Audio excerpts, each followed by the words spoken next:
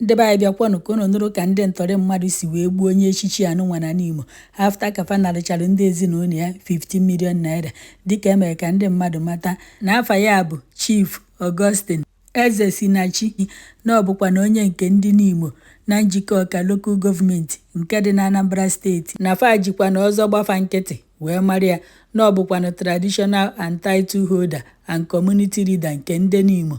Emere ka ndị mmadụ mata na Chief Augustine Ezesinachi bụ onye a na-akọwa na ọ rụburu ndị Chevron kọntraktọ bifo wee ritayazie wee natabazie na vileji be nna ya na n'Imo ka ọ bịa nọrụ. Emere ka ndị mmadụ mata na mgbe ọ natara na n'Imo na o bidoziri ọrụ ugbo na-azụkwa ụmụ anụmanụ ma ọkụkọ ma ewu n'ọnyanwa ka a na-akọwa na o ruru na on Thursday bụkwanụ June 19, 2025 Chief Augustine Ezesinachi nke jikwa na ọzọ gbafa nkịtị wee marụ wee jee n'otu ugbo o nwere n'azụ St. Michael Secondary School nke enwere na n'Imo.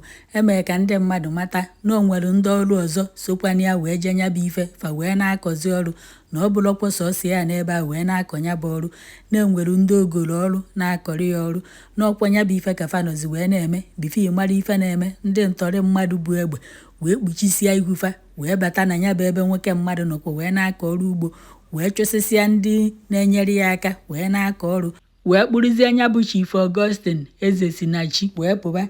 Emere ka ndị mmadụ mata na-emechara fa bụ ndị ntọrị mmadụ wee were foonu nyabụ ọzọ gbafa nkịtị wee kpọzie ndị ezinụlọ ya wee na-agwafa n'ọfa nwa bụ ndị ntọrị mmadụ tọrụkwanụlụ papafa na ọ bụrụkwa na fa chọrọ ịfụ papafa anya ọzọ na fa ya enyekwanụfa ego. A sị na amaghị ego onefa kpọrọ fa afa na fa ya enyefa.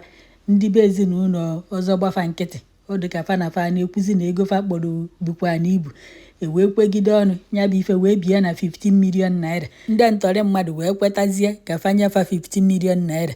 Ndị ezinụlọ bụ ọzọ gbafa nkịtị wee were 15 million naira wee sendịalụ ndị ntọrị mmadụ with hope na fa ya hapụkwanụrụ fa papafa. Onye ka emere ka ndị mmadụ mata na fa bụ ndị ntọrị mmadụ ji nnukwute mmụọ oge wee gbuwaa nwoke mmadụ isi.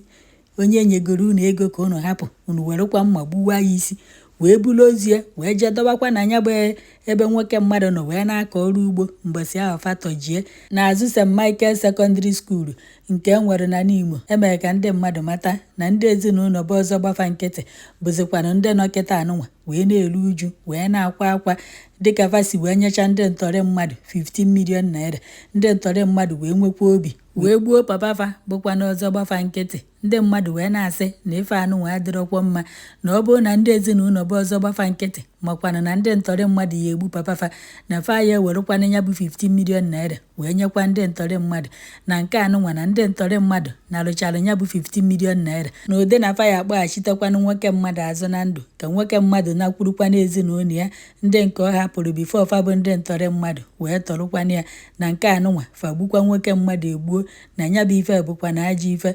Ụfọdụ nọ na kọmentị wee na-asị na ndị ntọrị mmadụ anụnwa na fa agafeghọ ndị makwanụ nwoke anụnwa ọfụma na si mee nyocha ọfụma na ndị gburie na ndị tọjie bụkwa na oshi nọ nso na onye akpatara fa ji wee gbu nwoke mmadụ na ike. Ọ bụ na nwoke afụgo ihu ofu onye n'ime ndị oshi ahụ ọ bụrụkwanụ na onye ahụ ma ya ma na ya bụ nwoke ma onye na ọya bịa kpatara fa ji wee gbu nwoke na ike na-ahapụ nwoke na ndụ na fa ya efiri na nwoke nwere ike ịkpọkwa n'afafa. Ifefukwa na kọmentị ka m kọrọ unu anọkwa m ebe ọ nọ wee mee. Ebe ụfọdụ ndị mmadụ nọ na kọmentị wee na-asị na ndị udo ya chi na ndị agụ na-eche mba na fa babazie n'ime ọfịa niile ka fa na-ejekwana na-achụgharị ndị ntọrị na ndị ntọrị mmadụ kazikwa nkekịta anụnwa na-eche na nya bụ ife na obi natago na nya bụ ife ka na-akawanyekwa njọ na nke bụzi na-abịa n'ala Igbo kịta anụnwa na mmadụ ya ejekwazi ebe ọ na-arụ ọrụ ugbo ka ọ kọtakwazi ife o ya eri ọ nọrụkwazi ebe ahụ. Ndị ntọrị mmadụ abịakwa ebe ahụ wee bịa tọrị ya.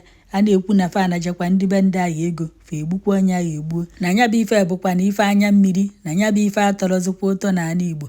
Ebe ụfọdụ nọ na kọmentị wee na-asị na ọ bụrụ na ndị ezinụlọ be nwoke anụnwa makwara na ndị ntọrị mmadụ ya egbu papafa na fa akarịghị inyefe ego anụnwa kama ya fa ejee n'aka ndị uwe ojii je gwafa na ndị ntọrị mmadụ tọjekwana papafa ataraki ya nọmba fa ma na ya ejidefa na nke anụnwa na fa anarugo ego ma gbukwa nwoke mmadụ. Ebe ụfọdụ nọkwa wee na-asị na ndị be ezinụlọ ndị a kwesịrị bifo fa enye ndị ntọrị mmadụ ego fa gwafa ka fa kwunyelụ papa fa dụkwanụ chọọ na papa fa dị ndụ.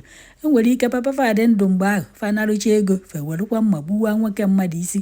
Ajọ obi ajọka. Ebe ụfọdụ nọ na kọmentị wee na-asị na ndị Udoyachi na ndị Agụ na-eche mba na fa anọzina n'okporo ụzọ na-ejide ndị moto na ndị mechin na fa babazie n'ime ọfịa jee chọgharịbakwanụ ndị bụ ndị ochie anụnwa. Anyị wee na-asị ka mkpụrụ obi nwoke mmadụ zuru ike na ndokwa, ka ndị ezinụlọ ya kasịkwanụ n'ife mere emego, ka Chineke tụpụta ndị mere ife a ka fatakwa n'afụfụ njọfa. Ekenekwa m.